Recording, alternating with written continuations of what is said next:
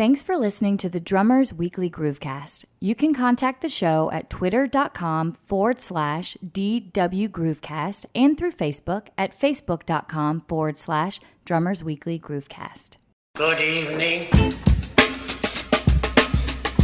I am warning you right now, if you touch my drums, I will stab you in the neck with a knife. Ain't a boogie. Ain't a boogie. Mom! Take it easy. Lower it. I'm not gonna lower it. I have to do this now. I don't mind you playing it, but lower it. Well, we get straightened out? No, we had a problem. I mean, we tried to do everything we could. What do you mean?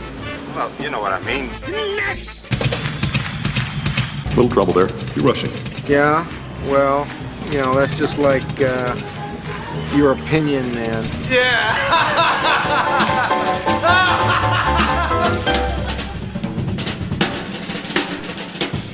Awaited. One. What? One. Oh, sorry. We did wait after one set of fours. I was just trying to figure out where one was.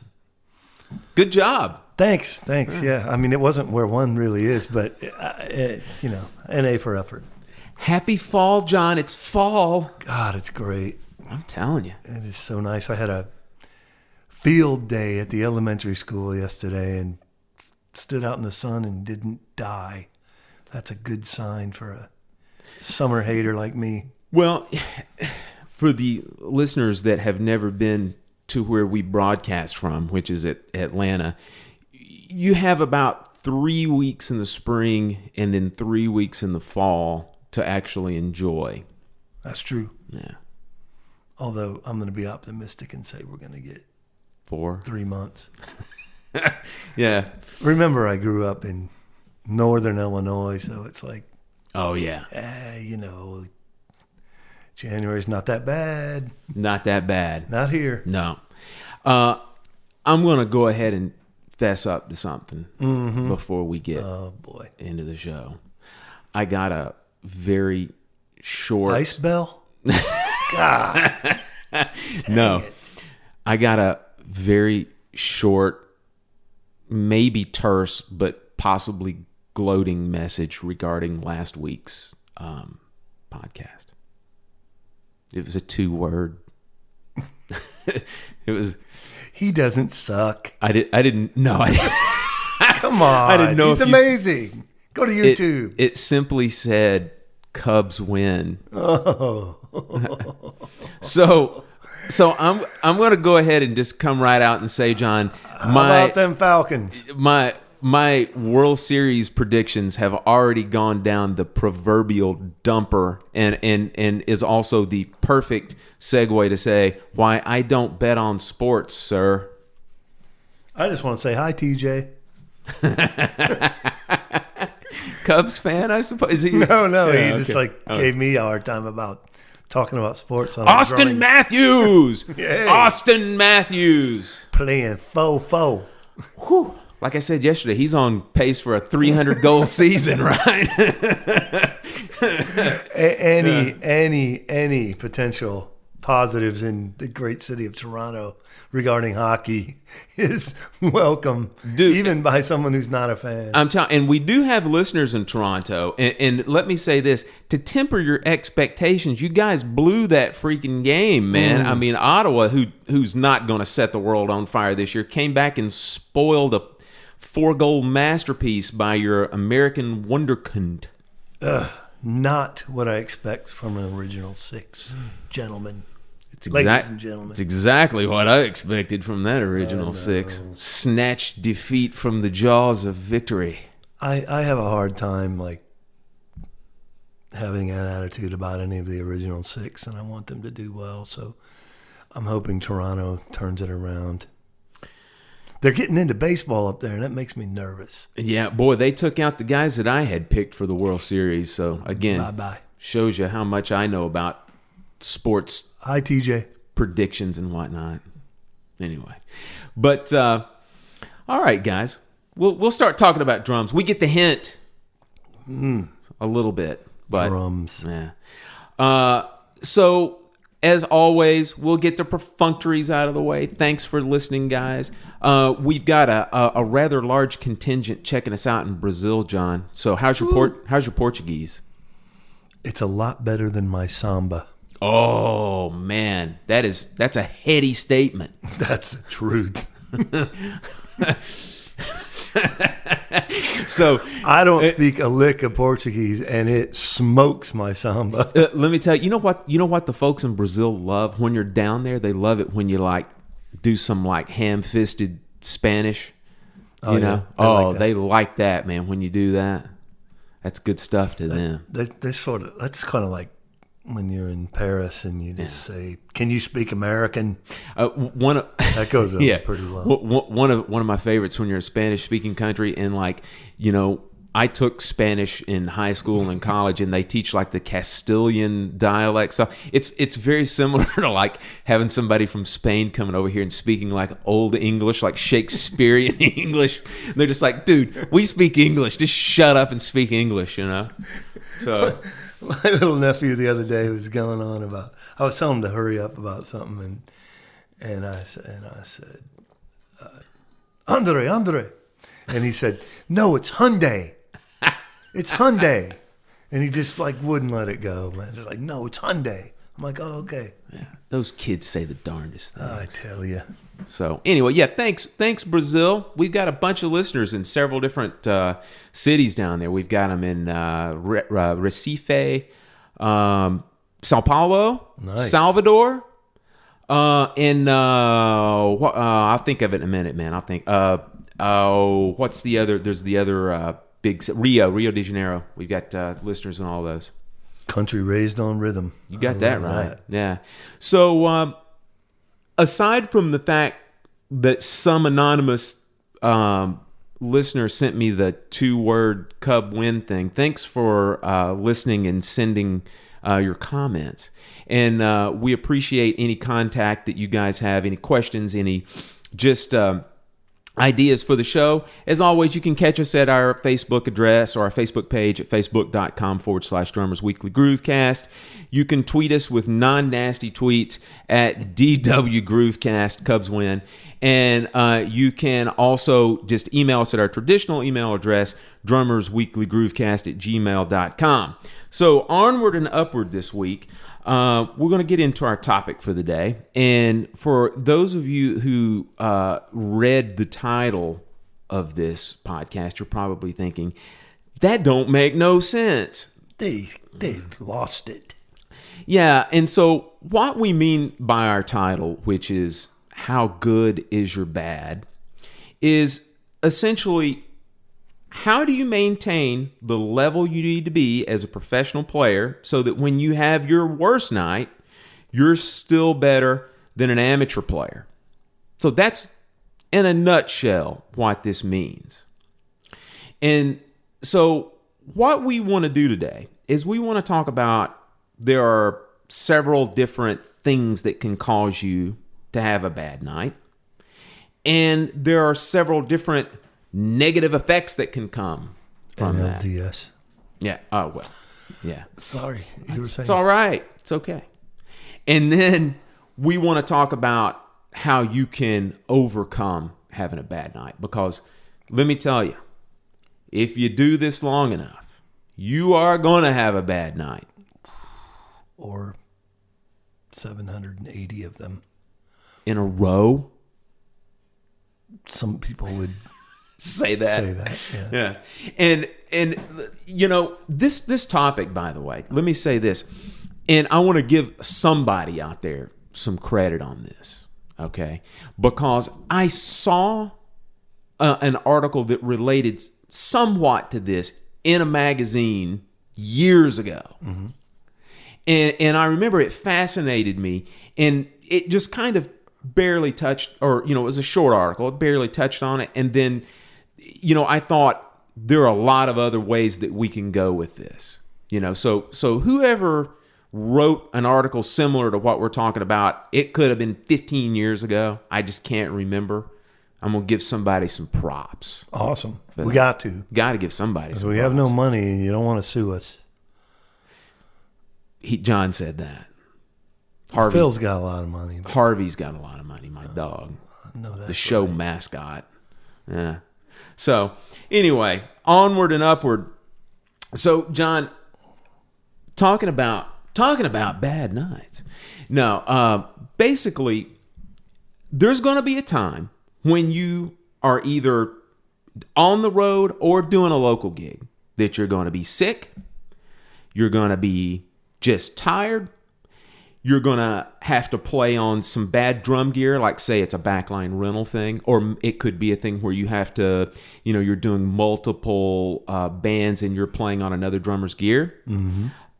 You might have something like tech issues on the gig, bad sound, bad monitoring. A bad mix can really factor into it's this not big good. time. You could have arguments with your bandmates. No. Never, right? That never happens. And then if you are on the road, you could have travel-related problems, such as things like you might have real early like lobby call times.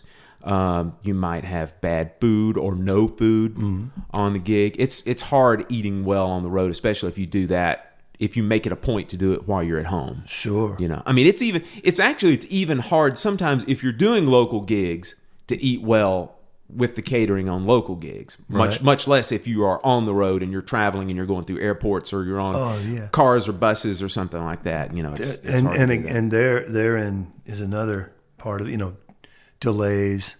Yeah. Traffic or flight delays, all that, and the stress of all that. That stuff wears me out more, makes me more tired than like doing gigs. Absolutely. Yeah. That it really, especially the way we're wired, where it's like be on time, be prepared, have that downtime, given the opportunity, all that. Travel issues are brutal. Yeah. And then you've also got the problem. Sometimes you have hotel or lodging issues as well, whether it just be bad hotel, have problems checking in, problems with the hotel, that kind of, all these different things can lead you to have bad nights whenever you play. And, a lot of times they are compounding things. In other words, it's not just one thing. It might be 6 of these things that we talked about, over a period of time. I know those nights. Yeah, I think we all do if we've been doing it long enough. And ultimately, the negative effects that could happen from that is it's very easy when you've had several of these things happen to let your emotions get the best of you. Got to be careful with that. It can affect you in a lot of different ways. You can also have problems like, I know for me that a lot of times fatigue affects me more mentally than it does physically. I just have problems concentrating, have problems being present. Yeah, I agree. It always seems like, I don't know if it's that we're just in tune enough with our bodies, but it always seems like we can muscle through a gig or, like even that, like I got 30 minutes to go. I know exactly what I got to do to get through this, all that. The physical end of it, though challenging, especially with a day of, insane travel or problems with said travel, it can be a challenge, but the mental part of it, I completely agree. It'll wear you out in a heartbeat. Yeah. And we also, especially as creatives, can have a lot of times difficulty letting things go, and just being wrapped up in that drama or that frustration and, managing it. So it's funny how sometimes our obsession and attention to detail that really helps us from a standpoint of focusing in on things that we need to do to make ourselves better from a standpoint of practice or whatever we do as drummers that make us what we are, get us to the level that we are.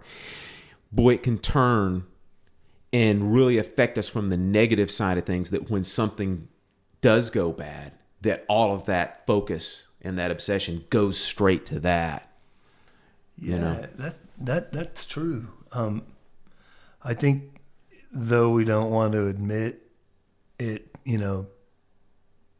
in the most negative terms, sometimes rigidness or our expectations we put on a situation, or our just our idea of what we need to get to that place, that downbeat where we're really ready to go. I mean, man, we're not being catered to like rock stars in our world, So inevitably, things are going to present themselves that could change that routine or expectations, or that just level of comfort.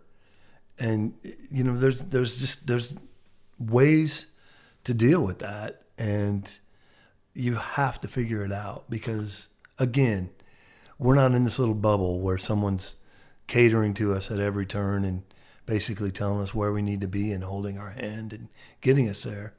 That's one of the advantages of a really successful situation, but we're not talking about that. Right. And you lead us perfectly into the real reason for this podcast. And that is, we're now going to tell you some different things that can help you get past that bad night.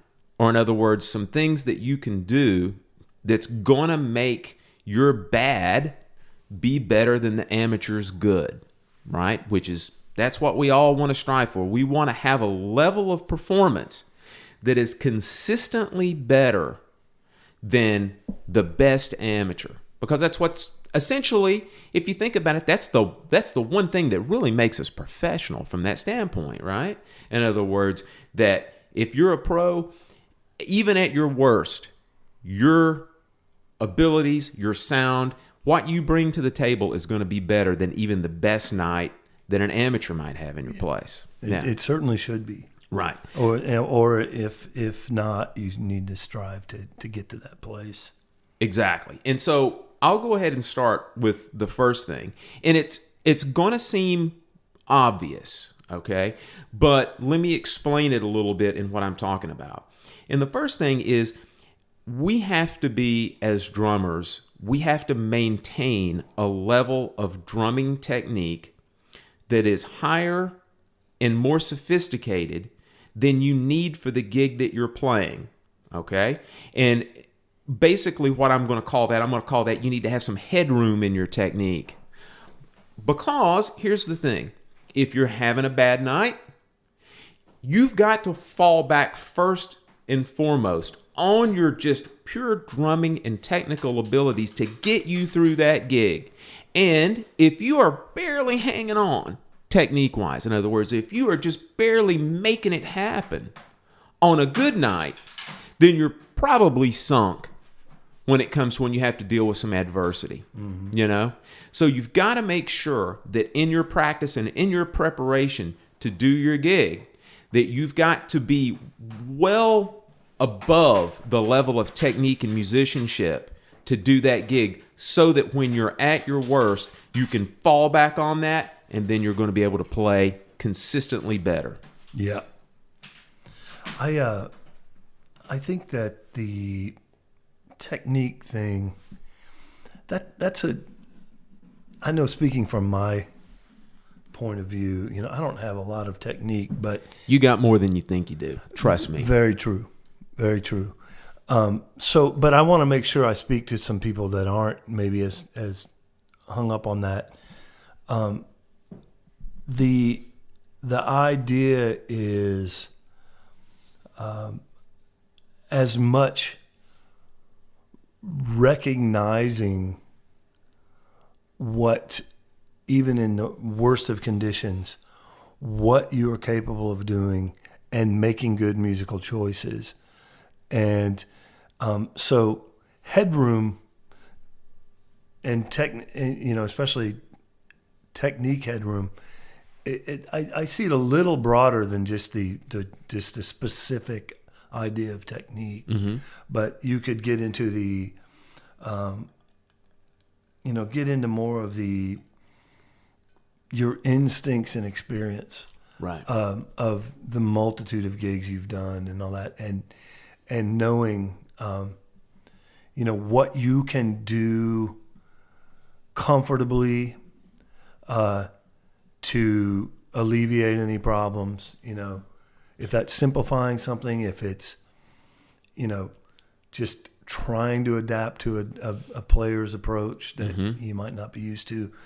That's in my sense, in my opinion, that's technique as well. Like it absolutely is. And that's a little nebulous, but I want to make sure we're not just like, man, if you don't have your chops at a certain point, you're going to just fall apart on this gig. That's not necessarily all that you're speaking to, if I can speak for you. Yeah, that's exactly right, because one of the things that is on our list, and yes, we do prepare, folks. We have show notes.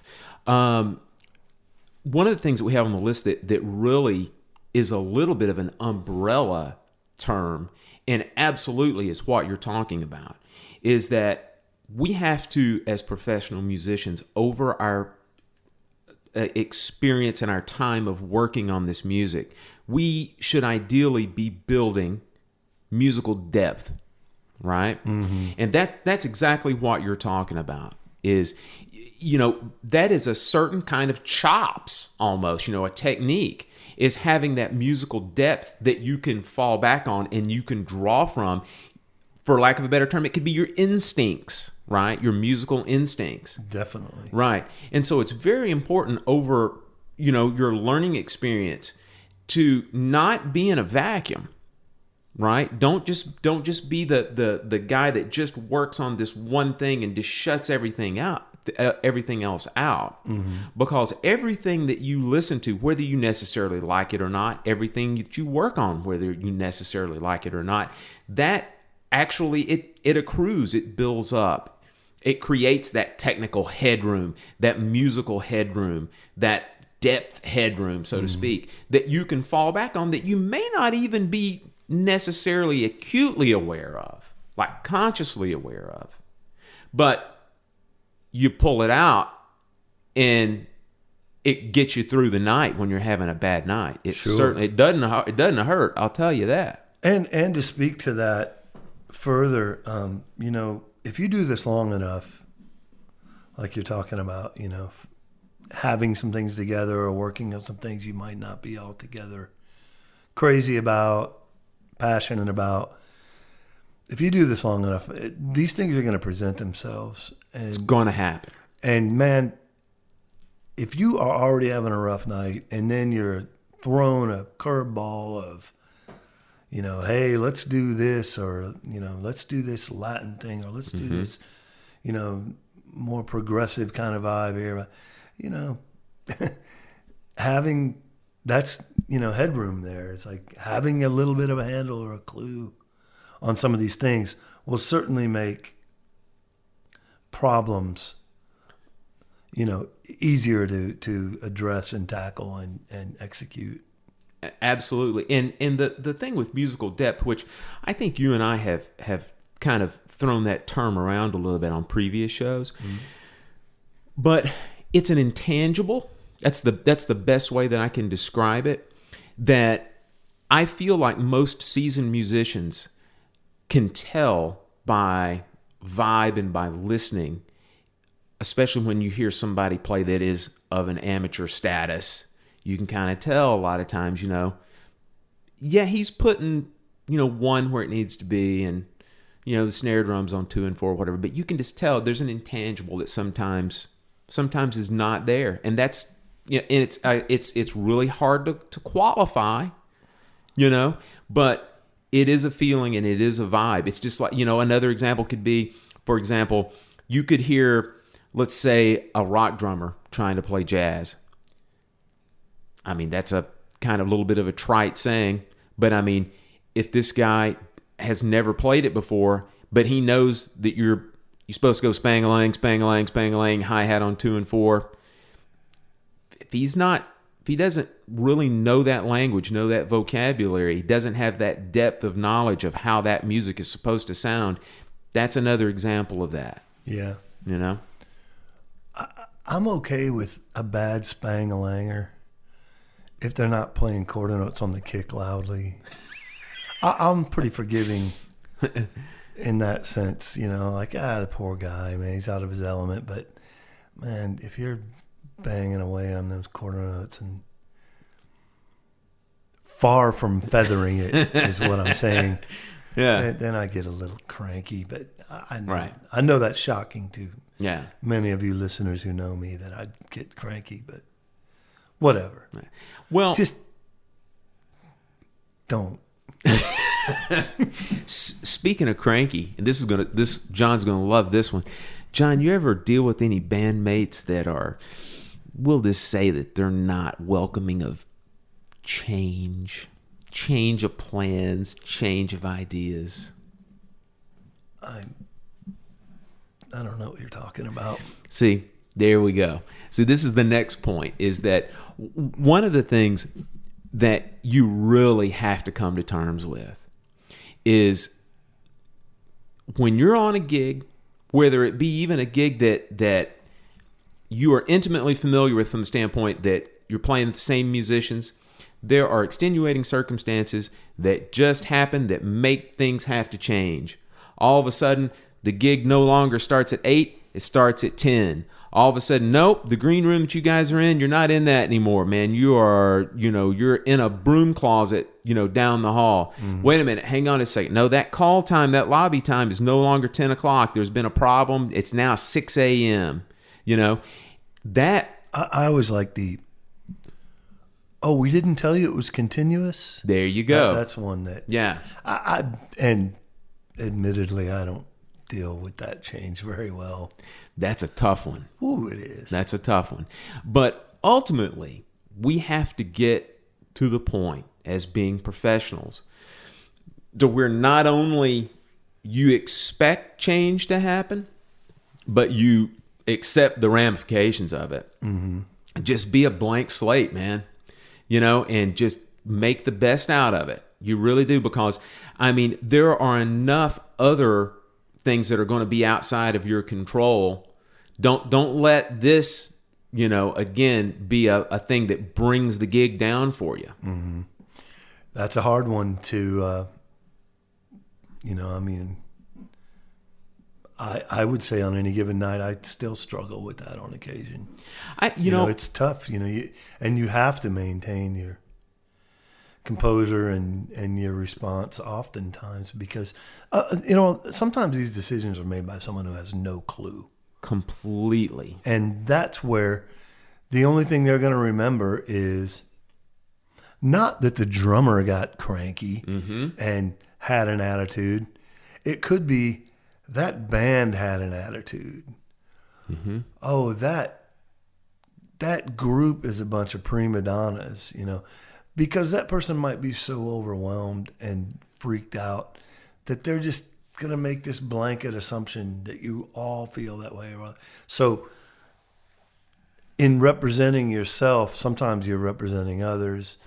So it's yet another reason to really try to temper reaction to change. And it's something that most of us fail at on occasion. And if you don't, that's awesome. But I know most of us, it's a drag. Man, I think it's it's everyone. Because ultimately what it boils down to is we as just pure humans, not just drummers or musicians or whatever, we have the innate idea and the innate need to control our situation, our surroundings, that kind of thing. And what that does is, man, that essentially makes us want to kind of project our ideas of how things are supposed to be. Right. You know what I mean? Like, hey, this is supposed to be this way. And in a perfect world, that's the way that it would be. But of course, it's not a perfect world. And for what we do for a living, it's absolutely not a perfect world, right? Ever. Yeah. And I mean, you and I both know what we'll call the dark musician, right?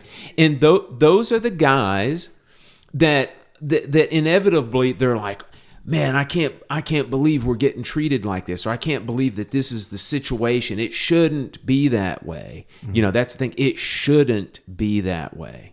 It should be this way. Tone down the snarkiness of this, because I've been there.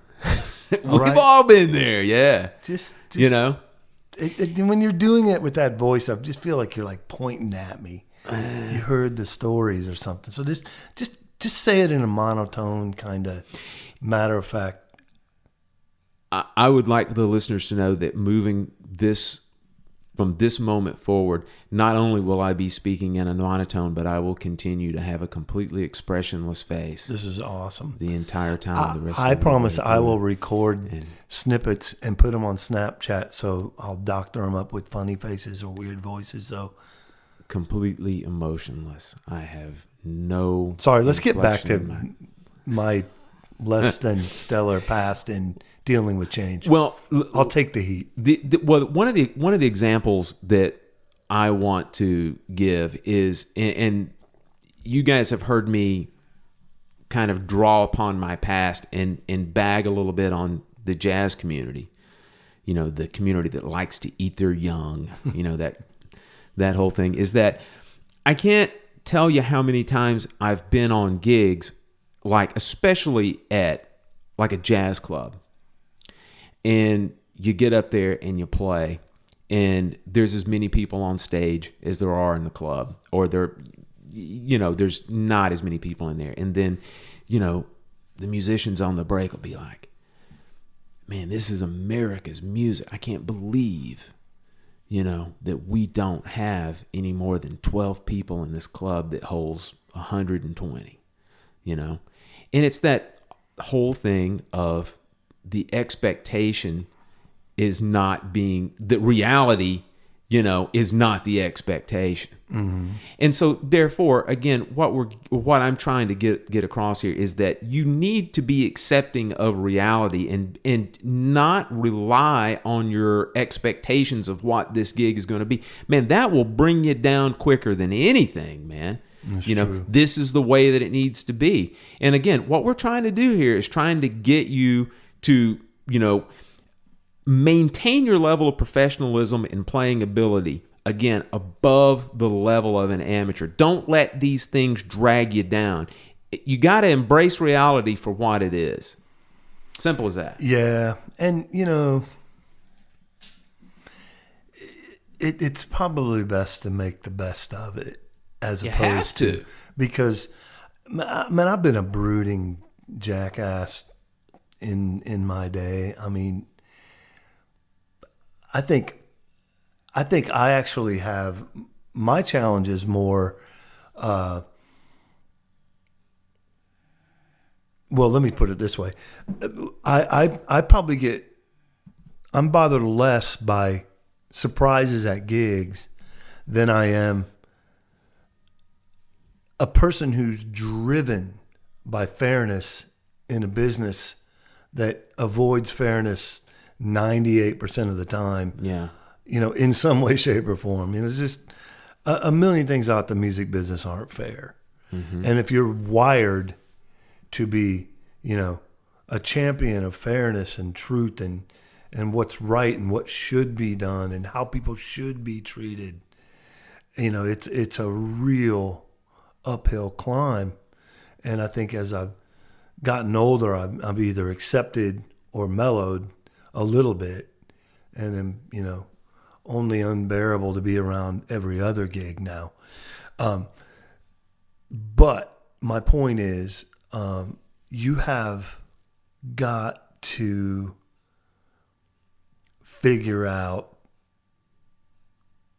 a way to deal with these things, be it changes on a gig, the fairness or unfairness of things, or quite frankly, you're just going to get started and get looked over.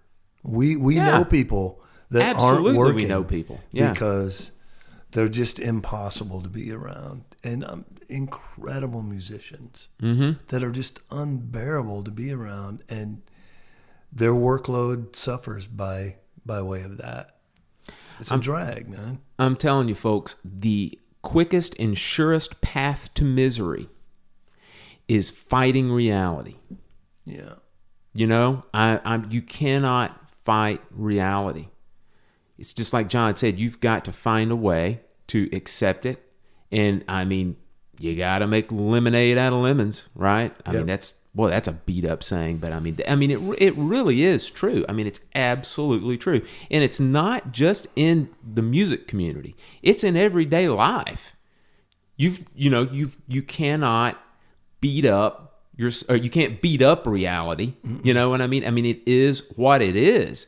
And you can't change. There are certain things that you cannot change. Now, if you have things within your ability to change yourself, absolutely, we encourage that. That's fantastic.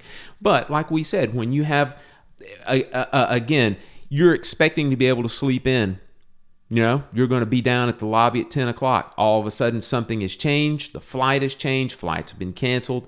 Your flight, instead of being at noon, is now at 8 a.m. You got to be at the lobby at 6 a.m. Hey, it is what it is. You can't change that. Don't fight reality. Yep. And you know, the harsh reality of a drummer is, I know this is going to be difficult to swallow, but oftentimes it just isn't about you. You know, just you got to roll with it. You're part of a team. You're not the team. You just got to be like, you know what? I mean, maybe you just got to look at it like, well, this sucks, but everybody else has got to do it too. Remind yourself of something as obvious as that. So I guess this is not the appropriate time to say, what would Buddy Rich do? Who? Good answer.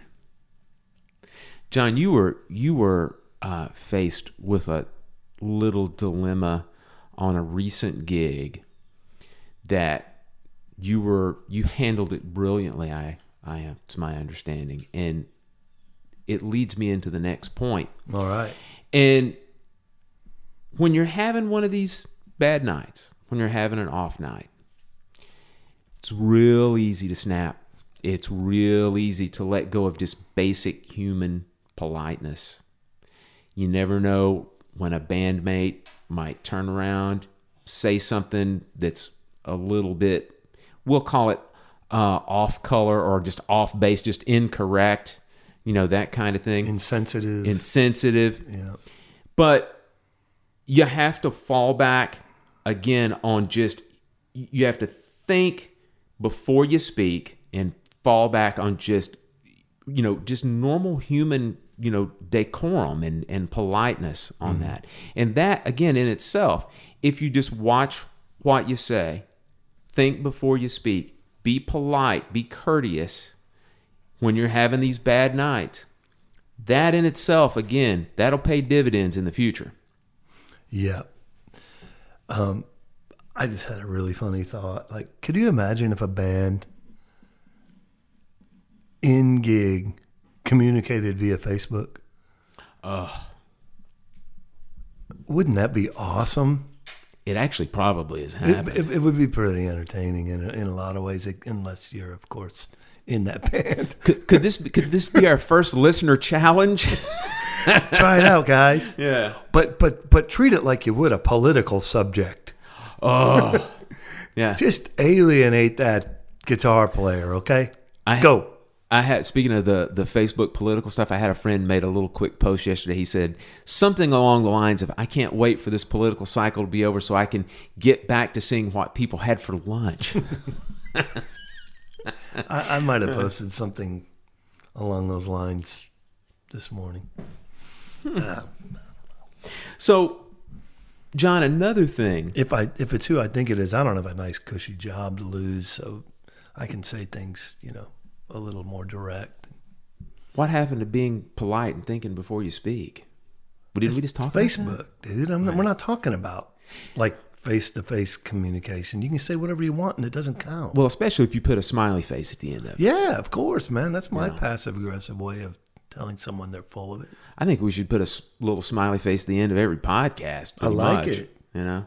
I had a friend of mine say that we could really make this more interesting if we take that love line kind of vibe, like, you be Dr. Drew and be reasonable, and I'd just be this cranky, just mud-slinging bastard. The only problem I don't have it in me. The only problem I got with that is that it falls like true like to true life, then eventually you would go on to have like this incredible career, and I would be, stuck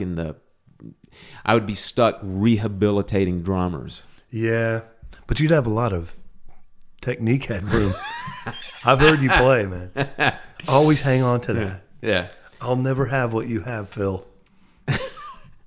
So another thing, and this one I think is going to speak to everybody, because I think everybody has probably at one time or another fallen prey to this, is that in particular when you're on the road, but of course this also applies to when you're at home also, please, please, please don't shoot yourself in the foot by consistent and irresponsibly partying all the time.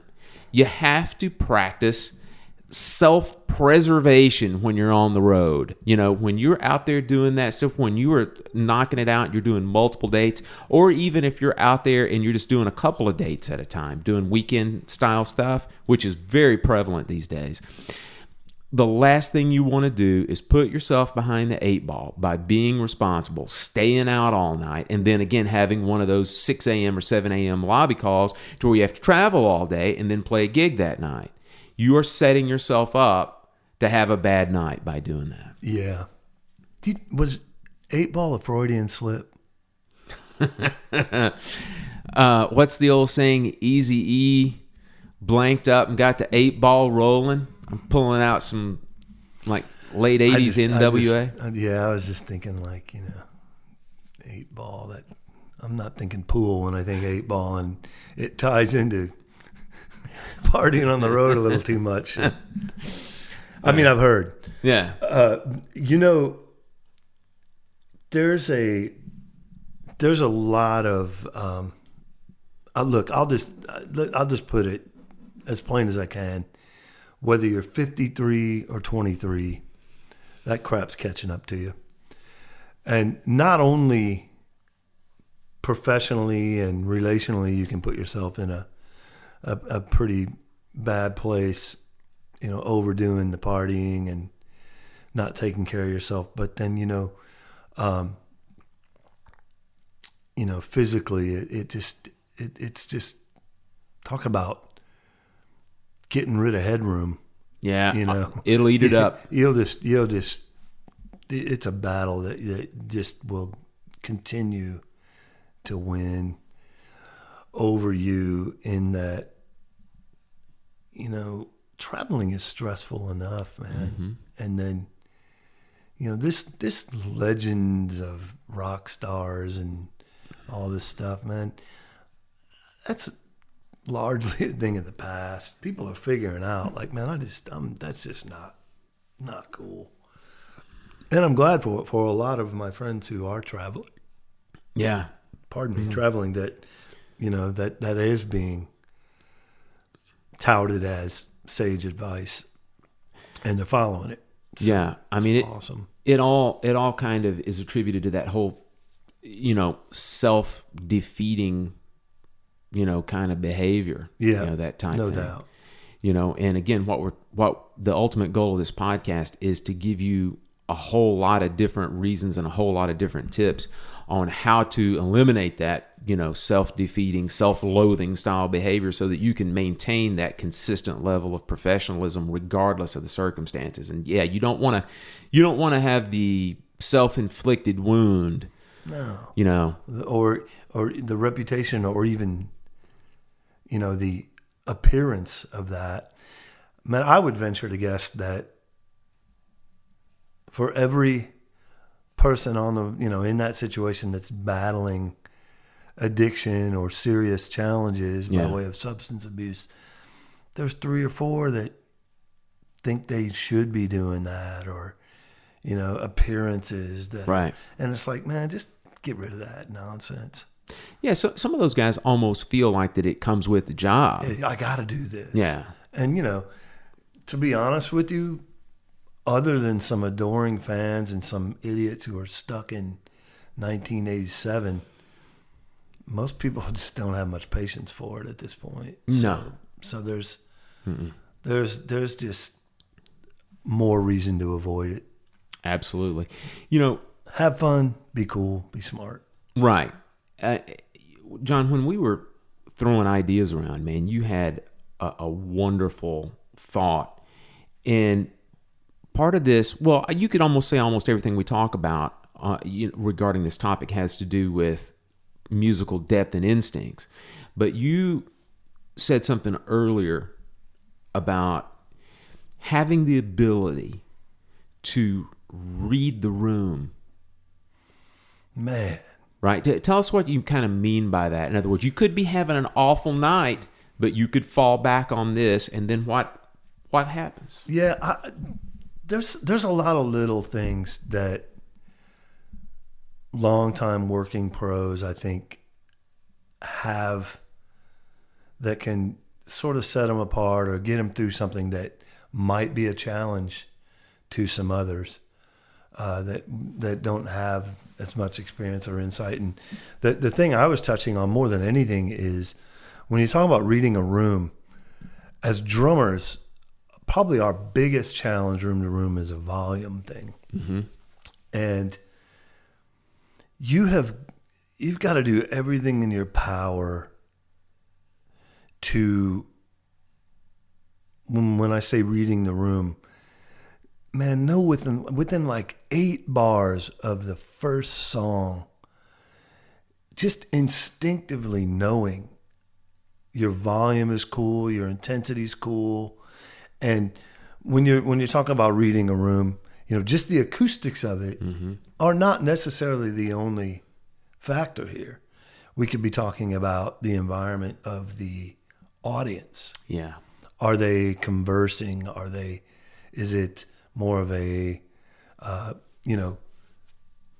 mingling kind of thing versus a dancing kind of thing, or partying kind of thing, or concert setting versus, there's some people that are sort of like reconnecting and all that, all these things. But this definitely caters more to smaller rooms a lot. But how many times I've seen a drummer, come into a gig and maybe they're used to playing pretty heavy-handed or volume's not of concern, and they just do their thing, and it's unbearable for everybody in the place.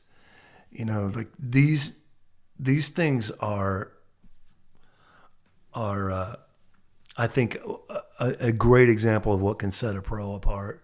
Yeah. Just being able to feel that almost out of the gate. Like there's a few rooms in town we both played that, oh yeah,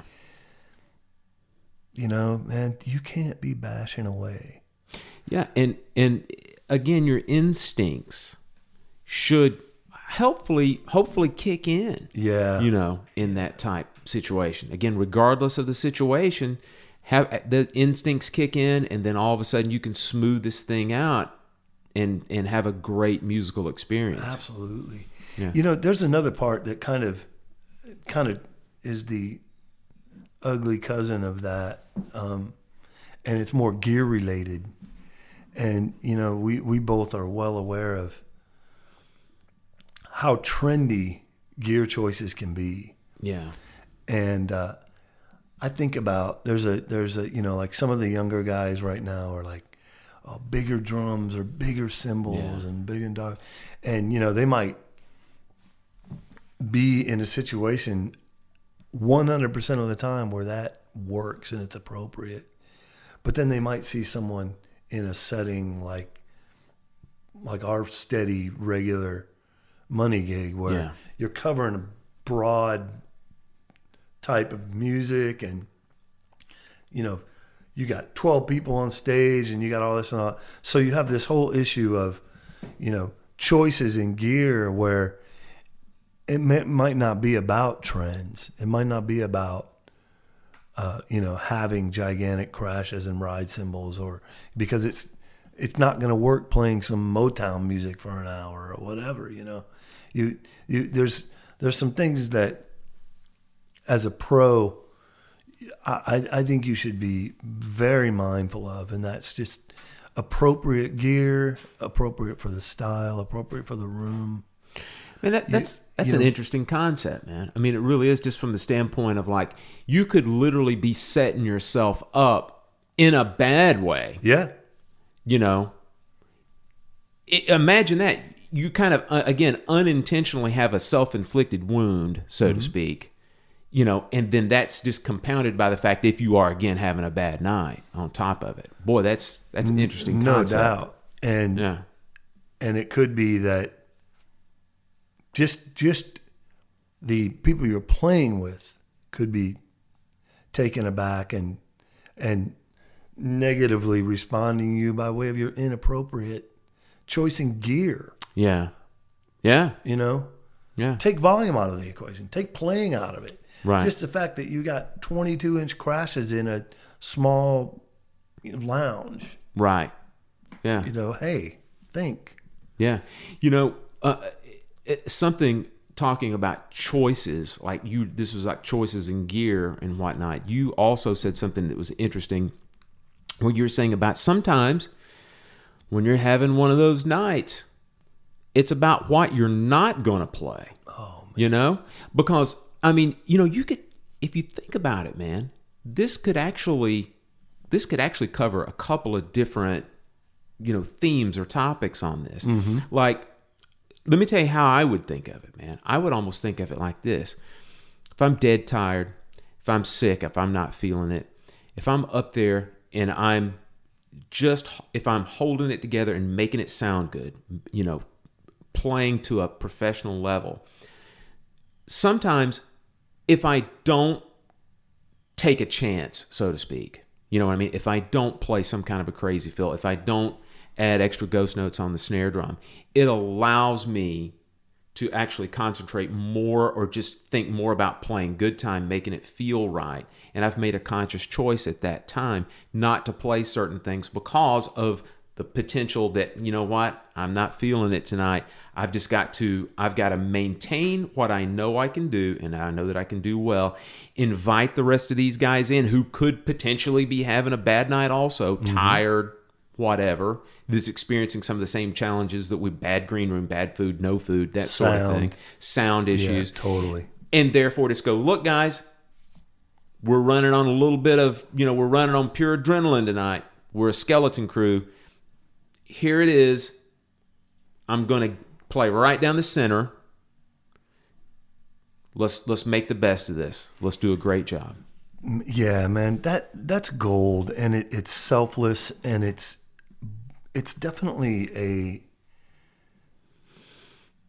from time to time, it's just necessary. Mm-hmm. You know, you got to put it all aside and be like an example of, just take a style. Let's take, you're doing a gig where you're just playing standards, Mm-hmm. and maybe the bass player just doesn't have it together. He's like, time's weird, or rushes or drag, whatever. And you got 3 people playing 3 different tempos, and you know, and your reputation is you're a stellar jazz player. Yeah. Put all that aside, and I don't care if you got to play cross stick 2 and 4. Mm-hmm. Give them that foundation to give it a chance. Love it. To be musical. Love it. You know, and that's where your professionalism and your instincts and your experience and everything can turn something around. And it could keep you from going crazy too. Where you're just like, hey, you know what, man? I'm going to give these guys every opportunity to kind of pull it in and make this happen. Yep. And if it doesn't, you got the idea that you did everything you could to make it work. And you also have the option, ability, or choice of saying no the next time. Yeah. Yeah. Which is okay too. You know, there's nothing wrong with that. If you just think, I don't think that situation's going to work for me, just let it go. It's okay. Another will present itself. Man, that is a wonderful way to look at that. It's hard in the moment, but Mm-hmm. I've talked with many really great musicians that talk about, on occasion you're in a position where you're playing with people that maybe aren't on the same level as you musically, Yeah. or professionally, and you almost like played down to the potential, or you just feel like you can't get it together. Well, there's certain things that are going to happen, like a bad bass player for a drummer. Yeah. I mean, man, it's very possible it's just not going to work. Yeah. And you can try to be accommodating, it still might not. But it's a weird little phenomenon where sometimes it's kind of like sports teams can do that too. Like they'll play their minds out of, against Alabama and then blow the game the next week, playing some small school and Wofford. Just get, You know? And they got some wide receivers that shouldn't be overlooked. The receivers of Wofford U. Anyway, but look, your instincts and your experience, as we talked about, can set you apart, and they should set you apart, and you should do everything in your power to use those to make this gig better and to assure they won't hire an amateur. How about that? Yeah, there you go. And hopefully we've been able to kind of codify this stuff today for everybody because, essentially, again, ultimately everybody wants to feel good when they leave the gig. Yeah. You know what I mean? You want to feel, even if it's not, again, this fantastic, kind of musical, spiritual experience, which, everybody tries to get for that. But again, we're speaking in terms of reality, and we've talked about not fighting reality today. And the reality is that you are going to have bad nights. And hopefully we just want to make sure that everybody is aware that everybody has them. And then this is our way of how you can get past this, or at least how you can prepare yourself in some ways, to set yourself up so that no matter what happens to you, hey, at least you're going to be at this level of good, So hopefully everybody got something out of this. That would be awesome. And don't forget, man, there's a lot of challenges just within yourself, physically, mentally, physiologically. It could be as much as what's going on with the moon. Whatever. I mean, people thought, kind of poo-poo some of that stuff, Yeah. but atmosphere and man, changes of weather, Change the season. season, man, it can just whack you out. It's hot one day, cold the next. Your body reacts to that. All these things. So just don't be too hard on yourself, but man, try to apply some of these things to make less than desirable situations and nights that are a little more challenging than others a success. I'm a Scorpio. Neat. Capricorn, right? Yes, sir. Yes, sir. How did I know? Because I didn't want to embrace whatever you are, because it's clearly not as awesome as a Capricorn. Oh, well. You know what it's time for, John? Calling that Jamaican accent lady and seeing what our future That's Miss holds. Cleo, man. Yeah, if we're going to just go, let's go all in. Well, let me tell you, the first thing I'm going to do when I call Miss Cleo is I'm going to ask who's going to be in the World Series, because I obviously don't know. Sports Illustrated already told you. Who did they say? I don't read that rag. It says the 2016 world champion Chicago Cubs are all on there. Really? Come on, man. Who are they supposed to play, by the way? The experts told you in April. But I thought the experts said they were supposed to play like the Tampa Rays or something like that, right? Well, they didn't tell you they play 162 games either. And, like the experts, they're so awesome. Sorry, TJ. Yeah. Anyway, we're going to go ahead and move on. It's time for another great underappreciated drummer. Yay! I like it. Hadn't done one of those in a little while. I'm going first because All right. You're always going to have your encyclopedia of facts and knowledge and what type of cables they used on the U-87 that hung over the drums. Whatever.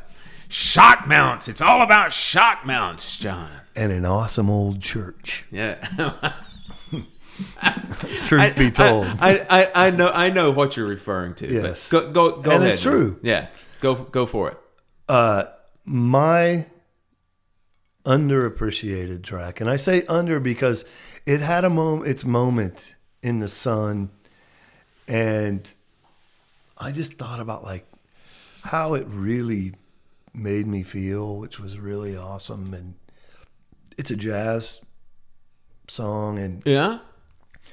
to me, it was kind of like one of these moments where I realized, like what I kind of not realized, but when I sort of developed a opinion about jazz, and that is jazz should be forward moving and forward thinking, and, not just rehashing kind of the Miles thing, but way less sophisticated and intellectual. But, Yeah. and It's got to feel good. again, this track, it had its moment in the sun, and a lot of us Okay. dug it. But the song is Pools by Steps Ahead, Mr. Peter Erskine. And it set Lord. my mind. Good Lord. It just wrecked me when I first heard that. Do you know how many times I have tried to rip that groove off to play on other stuff, and of course it doesn't work? No. But good Lord. It's a magic moment. It absolutely is. And man. it literally changed kind of my thinking. I was kind of in that young lion sort of mindset for a long time with jazz. And I'd appreciate some groovy stuff or some fusion-esque stuff, but that really kind of just tipped the scales for me with like, it's fresh, it's new, it sounds great, the instrumentation's amazing, and whatever this freak is playing, I don't think I could play it, but I want to listen to it 1,000 times. Let me go ahead and tell the listeners that this is the first I'm hearing. I had no idea what John was going to pick today. I'm titillated. I'm enraptured. I love it, man, because let me tell you, that is a fantastic drum track. It came to me when you went downstairs and made a copy of our outline for me, so I got lucky. Listeners, the curtain is being pulled back from Oz. Roger Hawkins could have played it. he maybe he could have, but on that track, aside from the primary groove that Erskine is playing on there, let me tell you another part that I love, and the sound of it. There's something about the sound of it. When Brecker is doing his solo, Erskine plays this little rim thing, clickety clackety thing. Is that stick and rim? I think it is. Like yeah. He's hitting his stick and the rim, and yeah. And man, the sound of it, it just sounds so good. This nice, thick, woody sound that grooves. That record across the board has that sonically. It's like, yeah. But yeah, man, I was always fascinated with that. Yeah, particular part too. Right. There's another thing. Just about the track that's not necessarily drum centric. It is still percussion centric, but something about it is the way that the vibes were recorded on that track. Mm-hmm. Wow, boy, those I run hot and cold on the way vibes sound on recordings. Sometimes I like the way they sound. I love the way they sound on that record. It sounds like Mainieri has got like a really slow vibrato. The motor. It sounds like he's got a really slow motor going on the thing, and it's perfect, man. It really is. Like that. Sometimes that fast vibrato can take away from what someone's playing or how you interpret a specific, melody or lick, and that's yet another of a thousand reasons that record's really magic. Erskine's Steps brilliant. Ahead. Yeah. It's the first record. Yeah. And it's the first record in released. Right. I think there was a band called Steps that it was kind of formed out of. But right. In my opinion, that particular album and that lineup were just just a magic moment. Awesome call. Thank you, sir. Yeah. My turn, and I'm going to go with Tony Williams, Walking on 4 and More. Nobody's ever heard that before. I heard that hi-hat that plays quarter notes at like 350 with a left foot, and I just said, I don't like you. And then it just got worse from there. This alien. Well, let me say this. I was being cheeky. For those of you, but let me say this. First off, shame on anybody who thought that was the real track, because it's one of the most heralded drum tracks in the history of music. So if you haven't heard that, shame on you. Go out right now, get the album Miles Davis 4 and More. But that's not what we're here today for, John. It'll change your life. Yeah, it absolutely will. I am going to go with Tony Williams, though, John. I like it. Yeah. And I'm going to talk just a little bit about the circumstances of this track. This, to my knowledge, was on the last record that Tony Williams played on before he died. He died back in, I think it was 97. It's either 97 or 98. And for a brief period of time, he went back to kind of his early fusion roots, of like the late 60s and early 70s. And he, along with the wonderful bassist Bill Laswell, put together a kind of an experimental group called Arcana. And I'll be the first one to say that those albums can be a little hard to listen to. You know what I mean? Yeah. But the track that I'm going to talk about, that I would love for everybody to listen to, it's from the Arcana album called Ark of the Testimony, and it's a track called Illuminator. And it's a really hard-hitting, raw fusion tune that it's really kind of a duet between Tony Williams and the wonderful guitarist Buckethead. Yeah. Now, of course, the whole band plays on it, but there are these kind of dedicated solo sections where Buckethead and Tony Williams are kind of riffing off each other, just playing all the way through. And it really it's a nice showcase to show people that are not familiar with, especially the latter years of Tony Williams, and that he did go back to playing some of that raw fusion stuff, that, man, he could flat out do it, man. He sounds like $1 million on this track. So that's my pick. It's Illuminator from Arcana's album, Ark of the Testimony. The Arcana, the band that was put together, is primarily Tony Williams and Bill Laswell. Pharoah Sanders was also on that track. Also, I wanted to mention that because yesterday was his birthday. Yeah. I look forward to hearing it. I think. Yeah. I'm certainly going to listen to it. But, there ain't no click on that track, brother. I'll tell you that. I would hope that there never was on anything Tony did.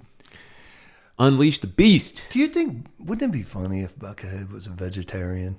This just came to my mind when you were rambling on about music that goes over my head. Like, I'm dumbing it down here, but that would be pretty funny. It would be funny. I don't think I'm speaking out of school when I say that his name is Brian Carroll. No. That's common knowledge. Common knowledge. Not common knowledge, but it's obtainable knowledge. You know how if I didn't know, how I would ask him what his name is? Yeah. Oh. I would go, like, for example, let's say he's playing on a gig that I booked. I would go, so Mr. Buckethead, and see, I'm assuming that he's got the bucket on right now and the mask. It says, even funeral. With his vest and tie. Right, yeah. That would be great.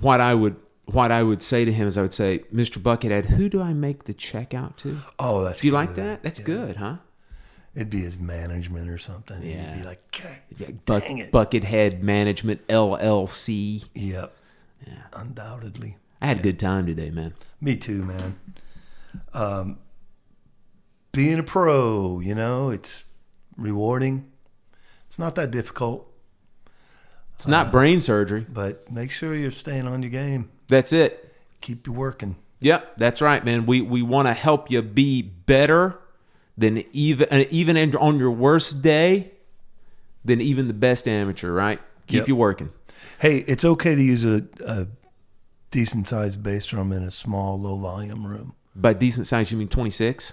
No. 16? No. 14? No. 8. just enough to get the beater on there. Yeah. All right, guys, reach out to us. We love hearing from you. We got some really nice emails this last week. We do enjoy hearing from you guys. You can reach out to us, our traditional email again, drummersweeklygroovecast@gmail.com. Subscribe to us, iTunes, Stitcher, Google Play Podcast, your favorite podcast app. We bring something new to you every Monday, whether it's good or not, you know. Oh, hey. Next week, we're going to bring something good, really good, and really different. I don't want to say it, man. No, it doesn't. You don't have to say anything. That I'm just being, kind of vague. It's all good. We just want to make sure we don't want to like build you up, Buttercup. We want to make sure that we deliver on the goods. What I said could pertain to anything we do. All right, Nebulous John. It's going to be good. It's going to be awesome, and it's going to be different. It's going to be different than anything we've done, right? I'm going to say yes, even though I don't know what he's referring to. So if it doesn't happen, you blame John. Right now I hear Sam saying, would you shut up and play me? Just shut up. I'm out of here. See ya. Bye.